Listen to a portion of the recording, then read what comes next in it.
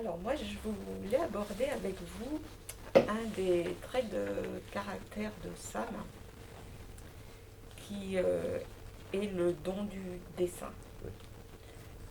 Comme vous l'avez tout à l'heure expliqué, le fait que Sam soit autiste aussi, peut-être est-ce une explication dans sa possibilité de communiquer et d'essayer de se rendre visible au travers de son acte créatif qu'est le dessin ou par la suite la peinture.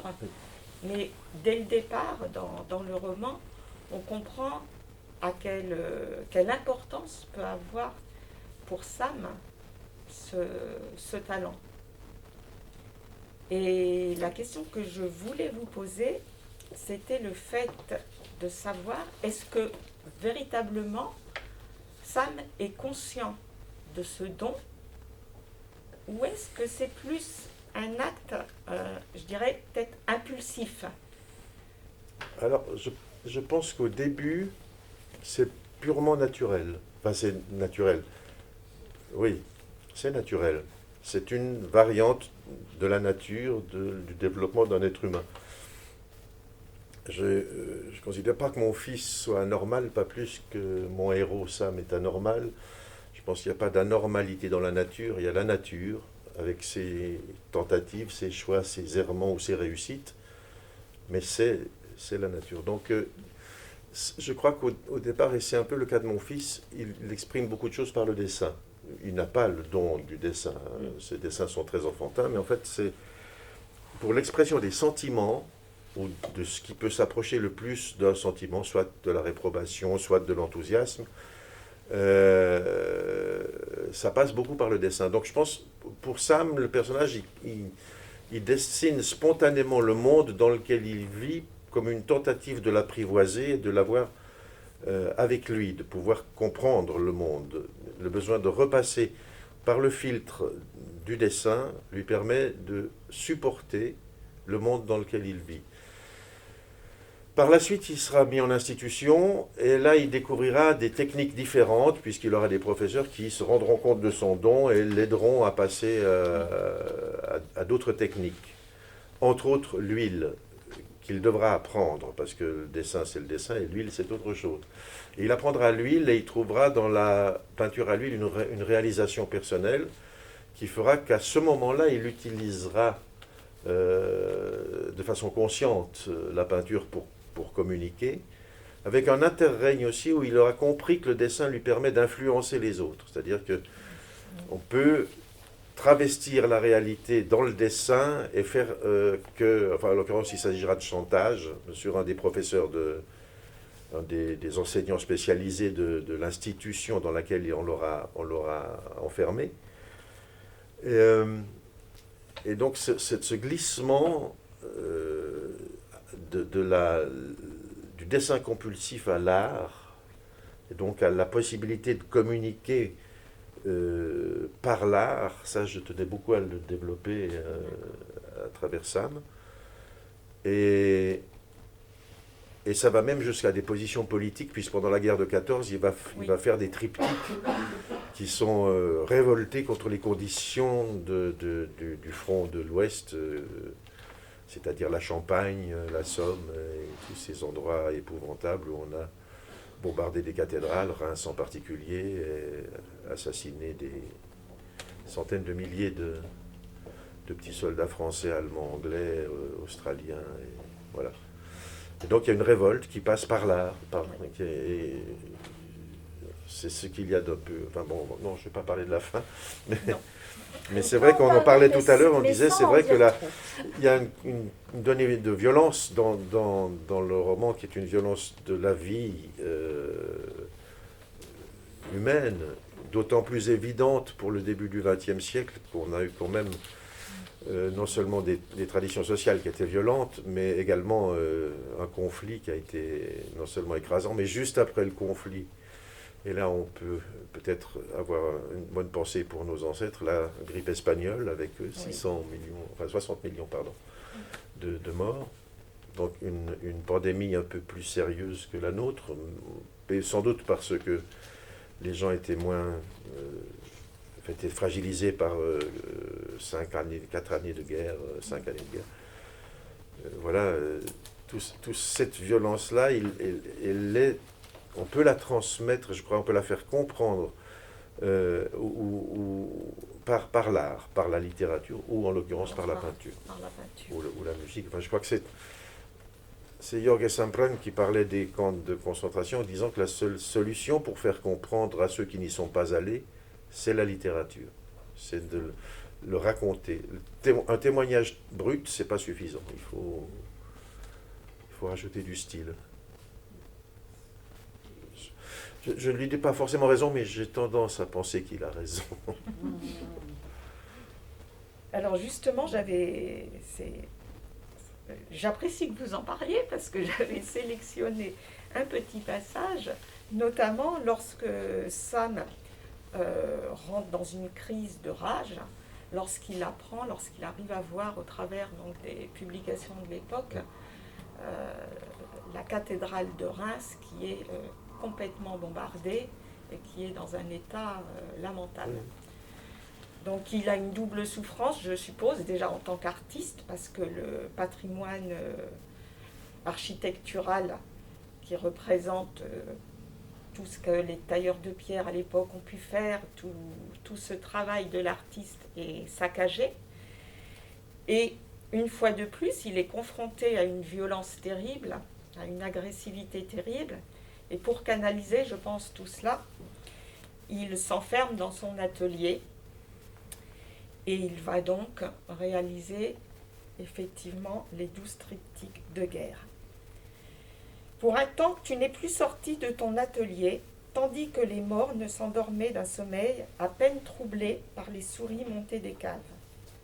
Tu t'es attelé à cette tâche, non parce que ton instinct te l'avait commandé, mais parce que la nature l'exigeait comme elle aurait imposé une mise à bas, telle vache ou telle jument portante.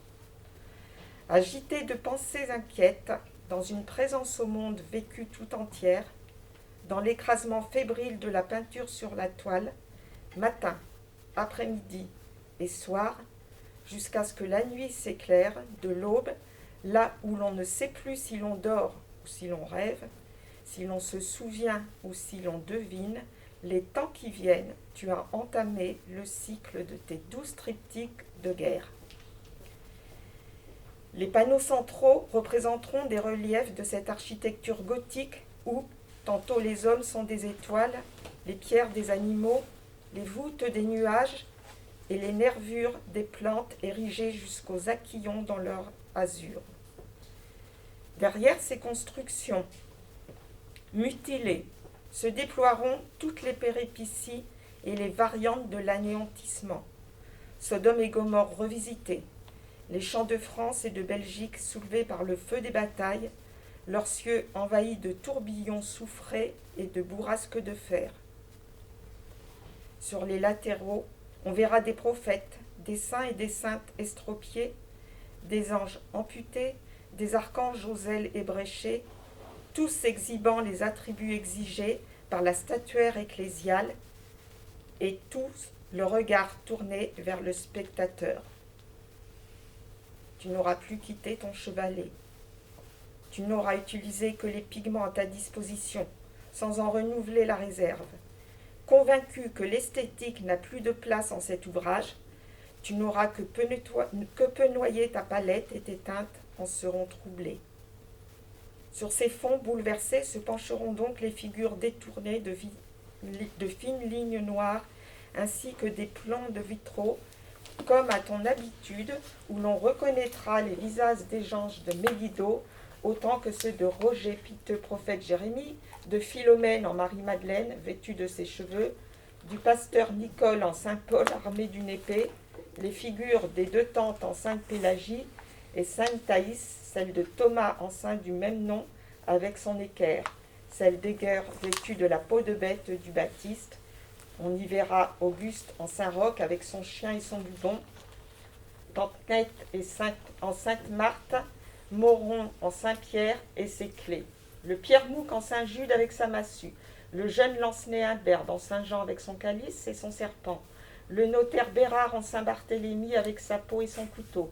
Et le visage de Zélie posé sur ton corps nu, en Sébastien nanti de toutes ses flèches.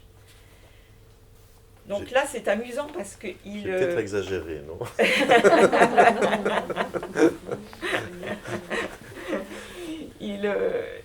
Il mélange donc la réalité en reprenant les personnages qu'il a côtoyés, oui. donc des personnes vivantes qu'il a eu l'occasion de rencontrer, qui lui ont fait du bien ou qui lui ont fait du mal, et sur ce fond de guerre, d'anéantissement. Et en même temps, il y a une rupture dans l'évolution de son art, puisque là, il interprète, il n'est plus seulement en train, je dirais, de reproduire ce qu'il voit,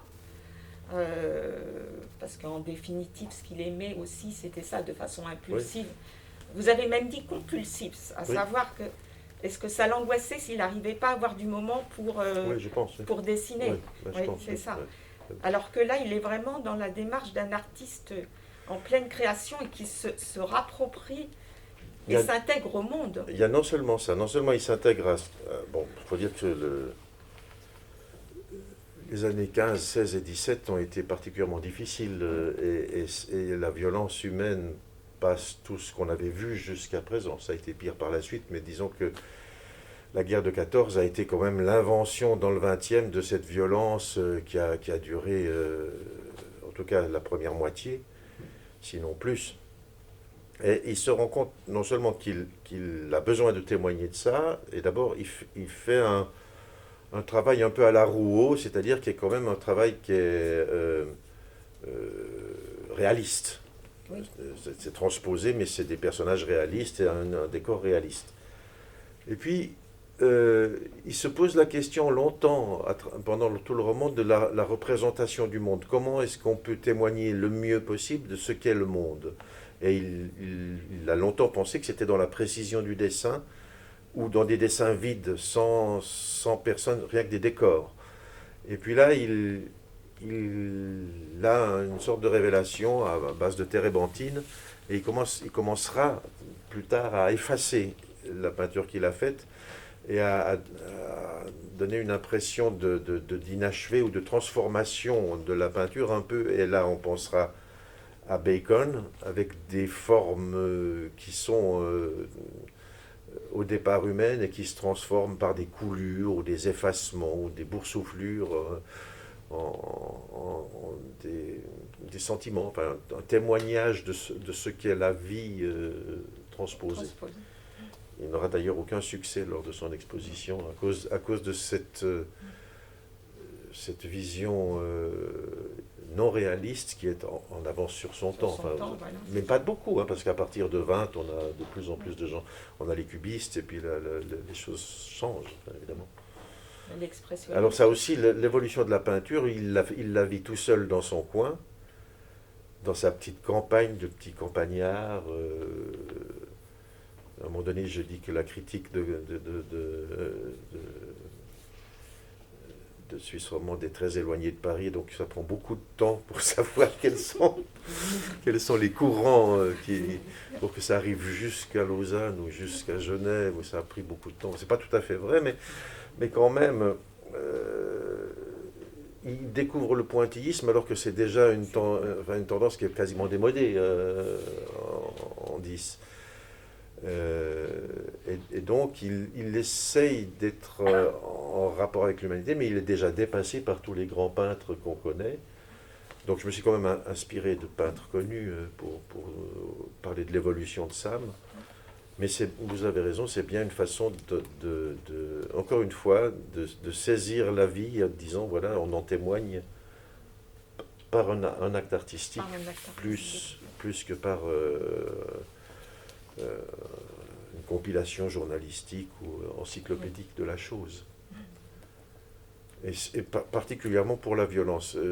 On a reproché à ce roman d'être violent. Des élèves avec qui j'avais une discussion la semaine passée, la meilleure élève de la classe m'a dit « Pourquoi avez-vous écrit tant de scènes violentes ?» Je pense d'abord que la vie n'est pas tout à fait douce et que la violence, elle est présente dans toutes sortes de figure, entre autres dans l'éducation, et que c'est bien de la regarder de façon objective. Et j'avais en Sam un personnage qui pouvait vraiment témoigner avec le moins de sentiments possible, d'une vision objective de ce qui arrive. Je me disais par exemple à l'écriture que quand il serait en institution, j'allais me régaler avec des affreux bonshommes qui le battraient et tout.